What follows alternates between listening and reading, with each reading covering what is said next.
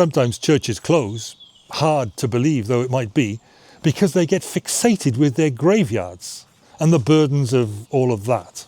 And why do they do that? Often because they've come to fear the wrong death. Revelation 2, in talking to the church at Smyrna, which was coming under a lot of persecution and pressure, and people were being killed just for their faith.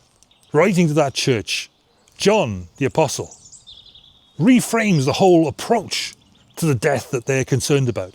And he says, well, hang on a minute, which death is it that you're afraid of? Revelation 2, 10 and 11.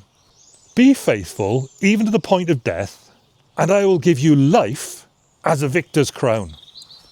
The one who is victorious will not be hurt at all by the second death. The faithful person is fundamentally the person who trusts God to be telling the truth when he makes his promises. And God makes promises about life and death for the people who follow him. So stick with that, John is saying. The one who conquers will certainly not be harmed by the second death. Well, no. The first death, physical. The second death, final and forever exclusion from life with God. But in the promises of God, they were guaranteed protection from the second death. Here's the logic.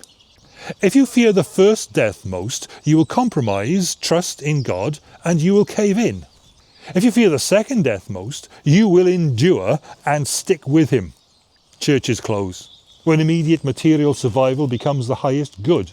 When fear of death is driving decision-making and the graveyard becomes the priority. See, Smyrna wasn't promised institutional longevity as a church. It was promised eternal security. And the same is true of every single believer who was part of it.